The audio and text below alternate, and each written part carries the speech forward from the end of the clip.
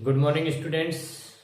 आज हम चर्चा करेंगे विभिन्न प्रकार की जो वायु राशियां हैं और वाताग्र जो है उसके बारे में हम चर्चा करेंगे।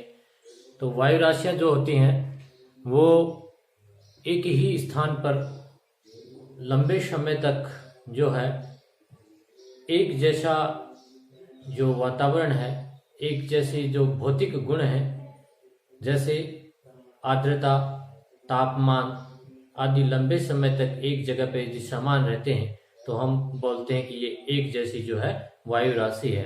जैसे वायु राशि जो होती है वो वायुमंडल के उस विस्तृत तथा घने भाग को, जिसके भौतिक गुण विशेष करके तापमान और आर्द्रता क्षैतिज रूप में एक समान होते हैं, उसको हम वायु राशि कहते हैं।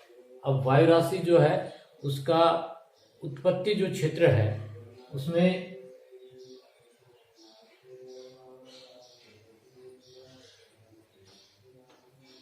अर्थात वह स्थान जहां पर इस तरह की स्थिति पैदा होती है, इससे एक जैसी वायु राशि जो है बनी रहे, तो उसको हम उसका उत्पत्ति क्षेत्र कहते हैं। और हम बात करते हैं कि उत्पत्ति जो क्षेत्र है वहाँ कौन कौन सी जो दशाएं हैं वो आवश्यक रूप से होनी चाहिए। विस्तृत एवं समान स्वभाव वाला क्षेत्र होना चाहिए ताकि वो उस स्थान में तापमान और आर्द्रता जैसी जो भौतिक अवस्थाएं हैं वो एक जैसी बनी रहें।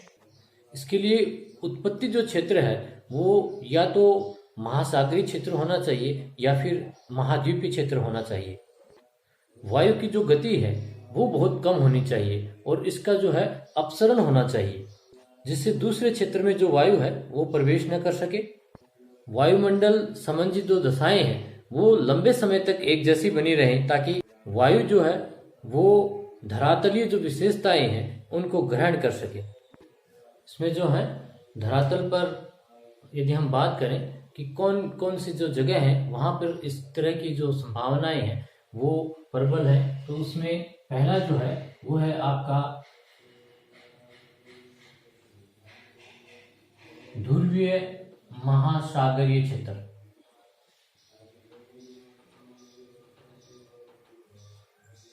उसके बाद में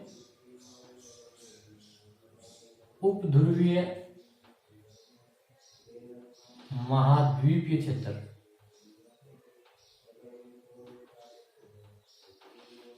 तीसरा है मानसूनी क्षेत्र।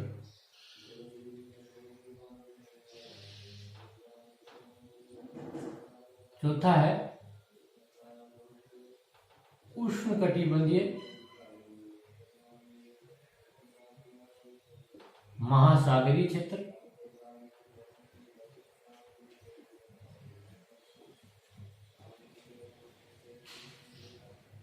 पांचवा है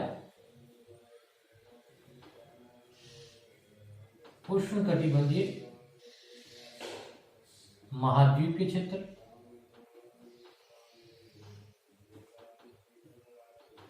और छठा जो है वो है विषुवत-रेखीय क्षेत्र।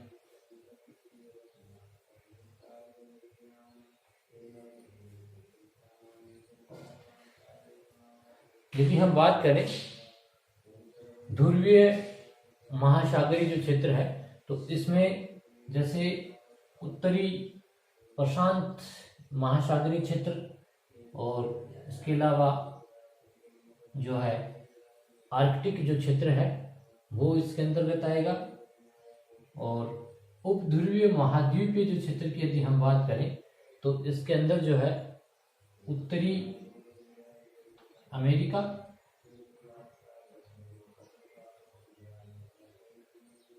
तथा यूरेशिया का जो क्षेत्र है वो इसमें समाहित होता है। उष्णकटिबंधीय महासागरीय जो क्षेत्र हैं उसके अंतर्गत प्रतिचक्रवाती जो क्षेत्र हैं वो आएंगे। इसके अलावा ये जो उष्णकटिबंधीय महाद्वीपीय क्षेत्र है इसमें उत्तरी अफ्रीका, एशिया तथा उत्तरी संयुक्त राज्य अमेरिका जो है उसका मिसिसिपी घाटी जो क्षेत्र है वो इस उष्णकटिबंधीय महाद्वीपीय क्षेत्र के अंतर्गत आएगा। और विषुवत रेखीय जो क्षेत्र है वो वर्ष पर्यंत जो है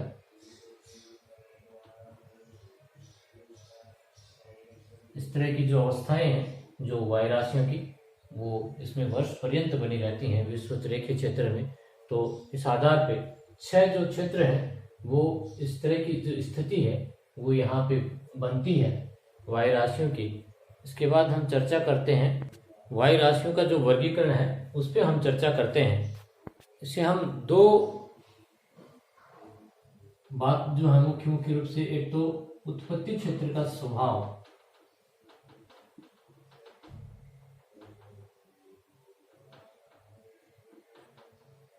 इस आधार पे इनका वर्गीकरण करेंगे, और दूसरा जो है वो है वायु राशियों में होने वाला रूपांतरण।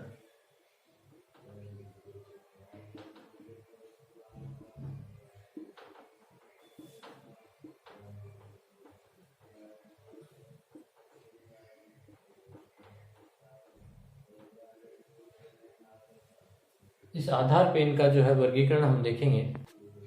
वायु राशियों का जो है हम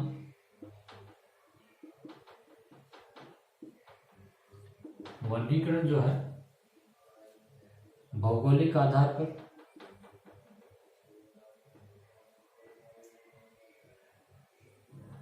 ऊष्मागतिक आधार पर, थर्मोडायनेमिक, और तीसरा जो है वो है यांत्रिक आधार पर, मैकेनिकल जो है इनका क्लासिफिकेशन, यांत्रिक आधार पर इनका वर्गीकरण करें। भौगोलिक आधार पर यदि हम इनका वर्गीकरण करें तो हम इनको 2 भागों के अंदर विभाजित करेंगे, और वो है उष्णकटिबंधीय और ध्रुवीय।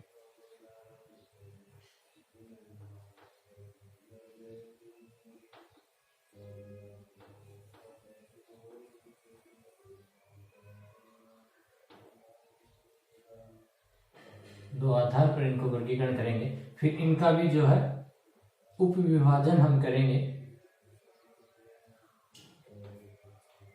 पहला हो जाएगा उष्णकटिबंधीय महासागरीय, दूसरा हो जाएगा उष्णकटिबंधीय महाद्वीपीय, और इनकी यदि हम बात करें तो ये हो जाएगा ध्रुवीय महासागरीय और ध्रुवीय महाद्वीपीय।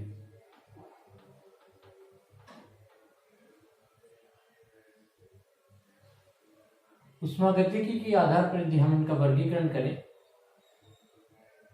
तो हम कहेंगे कि ये ठंडी हैं या उष्ण या मतलब गर्म। यांत्रिकी के आधार पर बात करें तो हम कहेंगे कि ये स्थिर हैं या फिर अस्थिर अर्थात गतिशील। इस तरह से जो वायु राशियां हैं उनका हम क्लासिफिकेशन करते हैं, वर्गीकरण करते हैं। अब हम चर्चा करते हैं वाताग्र के बारे में, फ्रंट जिसको बोलते हैं। वाताग्र शब्द है वात प्लस अग्र। वात मतलब वायु, अग्र मतलब अगला भाग। इन शब्दों से मिलकर इस शब्द की उत्पत्ति हुई है वाताग्र जो है। अब इसमें क्या होता है कि जैसे हमने वायु राशियों की बात की थी, जैसे मान लो यहाँ पे क्या है, ठंडी वायु राशि है और इसके संपर्क में जो है वो क्या आ जाए, गर्म वायु राशि आ जाती है मान। तो इनकी जो ये सीमा है, ये जो बाउंड्री है, यहाँ पर ये काफी समय तक जो है वो अपने स्वभाव में परिवर्तन का विरोध करती है। यानी ये नहीं है कि एकदम से ये ठंडी होगी, ये गर्म होगी, चेंज हो गया इस तरह से।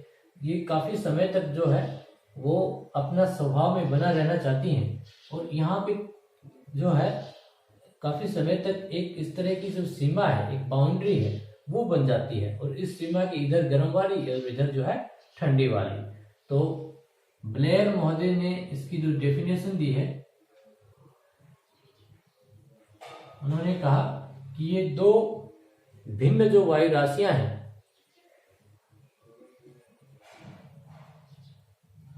दो विभिन्न वायु राशियों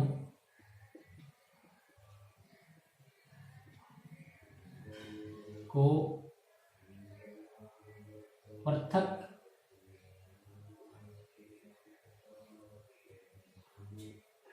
करने वाली जो सीमा है, बाउंड्री है, उसे वाताग्र कहते हैं।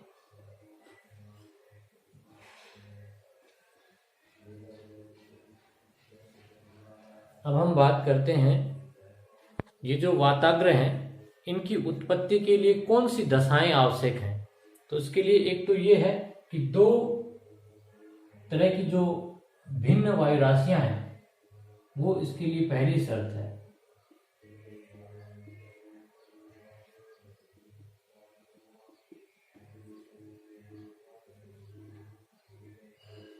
आर्द्रता का अंतर हो,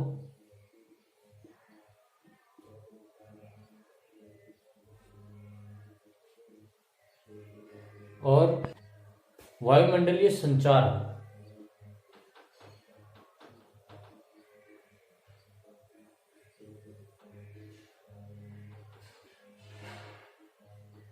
क्योंकि जब वायुमंडलीय संचार होगा तभी ये जो हवाएं हैं गति करके जो है पास पास पहुंचेंगी, और यहाँ इस तरह की जो स्थिति है वो उत्पन्न होगी। तो ये तीन जो है आवश्यक जो दशाएं हैं वो वाताग्र के लिए हैं। अब हम बात करते हैं वाताग्र के जो प्रकार हैं या इनका जो वर्गीकरण है, उस पर हम चर्चा करते हैं। पहला है उष्ण वाताग्र।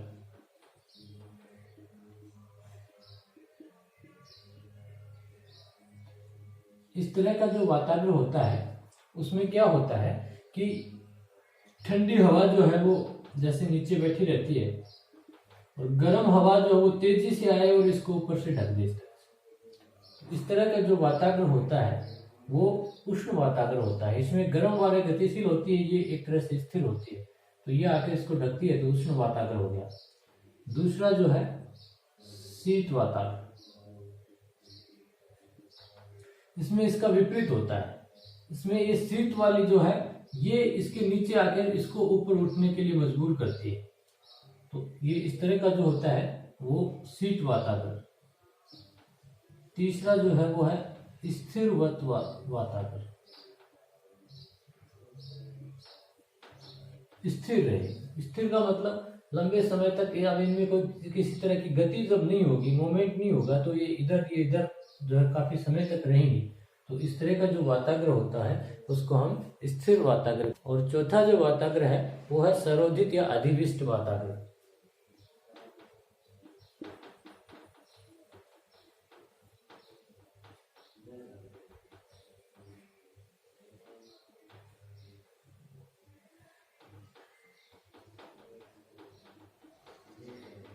इस तरह के वाताग्र में क्या होता है कि ये जो ठंडी वाली जो हवा है वो इसके बिल्कुल पूरे को कवर कर लेती है, और धरातल से ये जो हवा है, ये जो वायु राशि है, इसका धरातल से बिल्कुल संपर्क जो है वो टूट जाता है। तो इसमें ये बिल्कुल पूरी तरह से अधिविष्ट हो गई, इसके नीचे जो है इसने पूरी जगह को कवर कर लिया। तो इस तरह का जो वाताग्र होता है उसको हम सरोधित या अधिविष्ट वाताग्र कहते हैं। तो ये इस तरह से हम वाताग्र का जो है प्रकार हमने पढ़ा। अब अगले जो वीडियो होगा उसमें हम चर्चा करेंगे चक्रवात और प्रतिचक्रवात के बारे में।